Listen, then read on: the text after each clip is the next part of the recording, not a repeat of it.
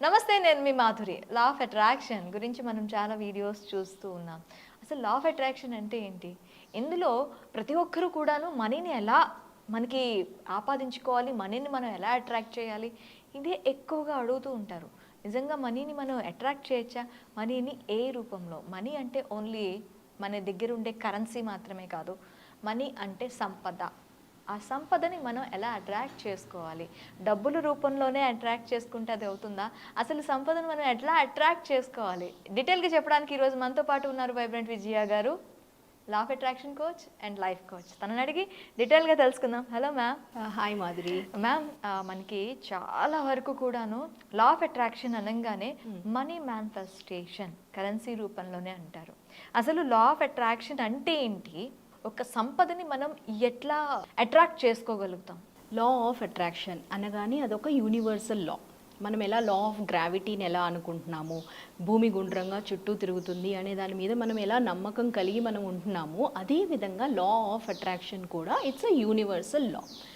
దాన్ని మనకు అనుకూలంగా మనం మనీ ఎనర్జీని అట్రాక్ట్ చేయడానికి ఎలా వాడతాం, దీని మీద మనము ఒక అవగాహన కలిగినప్పుడు ఈ మనీ అనేది ఒక ఎనర్జీ. ఇందాక చెప్పినట్టు డబ్బు ఆ సంపదన. డబ్బు వేరు, సంపద వేరు. సంపద అంటే మనకి చాలా ఆనందం సంపద, ఎస్, హెల్త్ సంపద, మనకుండే మన చుట్టుపక్కల ఉండే ఫ్రెండ్స్ సంపద. ఇలా చాలా సంపదలు ఉంటాయి మనకు తెలియకుండా. ఇవన్నీ కూడా మనకి మనీ కిందే వస్తాయా? Money is an energy. అయితే ప్రాస్పెరిటీ, మీరనే సంపద, మీరనే ఆనందము, మీరనే హెల్త్, ఇవన్నీ ప్రాస్పెరిటీ. అంటే ఒక సూర్యుడిని చూసిన తర్వాత మీకు ఎలా కనిపిస్తుంది? మీకేమనిపిస్తుంది? ఇది ఈరోజు ఉంటుంది రేపు ఉండదు అన్న ఒక ఫీలింగ్ వస్తుందా? లేదు. ఆ నమ్మకం ఉంది కదా, మూన్ వస్తుంది, స్టార్స్ ఉంటాయి, సన్ ఉంటుంది అని ఎలా నమ్ముతున్నారో, అలాగే మీకు సంపద, మీకు హెల్త్ పరంగా నేను ఎప్పుడూ హ్యాపీగానే ఉంటాను, హ్యాపీ సెల్స్ ఉన్నాయి మనలో. ఆ నమ్మకాన్ని మనం కలిగించాలి. మనం కనెక్ట్ అయ్యి ఉన్నాము యూనివర్స్తో. చెట్లు ఎలా కనెక్ట్ అయి ఉన్నాయి, యానిమల్స్ ఎలా కనెక్ట్ అయి ఉన్నాయి, అలాగే హ్యూమన్ ఆల్సో కనెక్ట్ అయ్యి ఉంది యూనివర్స్తో. ఆ నిజాన్ని మనం ఒక్కసారి వెనక్కి తిరిగి కూర్చొని నేను విశ్వంతో కనెక్ట్ అయి ఉన్నానా, ఈ ఒక్క థాట్ వచ్చింది అంటే మీకు లా ఆఫ్ అట్రాక్షన్తో ముడిపడినట్టు. ఇలాంటి థాట్ రావాలి అంటే మీరు కనెక్ట్ అయినట్టు. Money is just an energy. Money అనేది ఒక భాగం మాత్రమే. హెల్త్, మనము ఎన్నో ఎగ్జాంపుల్స్ చూస్తున్నాము. హెల్త్, క్యాన్సర్ని నేను డిఫీట్ చేసి నేను బతకగలిగాను అంటున్నారు. క్యాన్సర్ ఎందుకు వచ్చింది? కారణాలు ఉంటాయి. బాడీలో డిసీజెస్ ఎందుకు వస్తున్నాయి? మనీ అనే ఒక ఫియర్ వల్ల మనం మనీని అట్రాక్ట్ చేయలేకపోతున్నాం. మనం ఒక ఇమోషనల్ పర్సన్, ఇమోషన్స్తో ముడిపడి యూనివర్స్తో మనం కనెక్ట్ అయ్యి మాట్లాడుతున్నాము. వీటన్నిటికీ ఒకటే సీక్రెట్ ఏంటి అంటే ఎప్పుడూ మనం హ్యాపీగా ఉండాలి. హ్యాపీగా ఉండాలి అంటే అది చాలా కష్టం మేడం. నేను ప్రజెంట్ రియాలిటీలో ఎంత బాధపడుతున్నానో నాకే తెలుసు. నాకు ఇవన్నీ చెప్పుకోవాలి, ఈ బాధలు చెప్పాలి, అప్పుడే నాకు కొంచెం మనశ్శాంతి ఉంటుంది. అలా అన్నప్పుడు మీరు ఏం చెప్తున్నారో అదే మీరు నెక్స్ట్ ఫ్యూచర్లో అట్రాక్ట్ అవుతారు. ఇది దాని సీక్రెట్. కాబట్టి అయితే చెప్పకూడదా అంటే ఇమోషన్స్ లోపల స్టక్ అయి ఉంటాయి బాడీలో. ఇమోషన్స్ స్టక్ అయిన దాన్ని మనం ఎవరితో చెప్పాలి అనేది ఇంపార్టెంట్. మీరు ఎవరో ఇంకొక అతని వైబ్రేషన్ బాగాలేకుండా మీరు కూడా అదే వైబ్రేషన్లో అవునరా నాకు ఈరోజు అస్సలు బాగాలేదు, నేను గొడవ పడ్డాను ఇంట్లో అని చెప్పారనుకోండి, ఆయన కూడా ఎక్కడో ఏదో అయి ఉంటుంది, నువ్వు ఎప్పుడు ఇదే గోల్లో ఉంటావు అంటారు. కానీ లేదురా ఎందుకు అయ్యింది అనే వాళ్ళు ఉండరు. అదే మీరు ఒక కోచ్ అన్నా, ఒక గైడెడ్ పర్సన్ అన్నా, ఒక హై ఎనర్జీ పర్సన్తో వెళ్ళి మాట్లాడినప్పుడు వాళ్ళు ఒక్క నిమిషంలో మీకు సలహా ఇవ్వరు.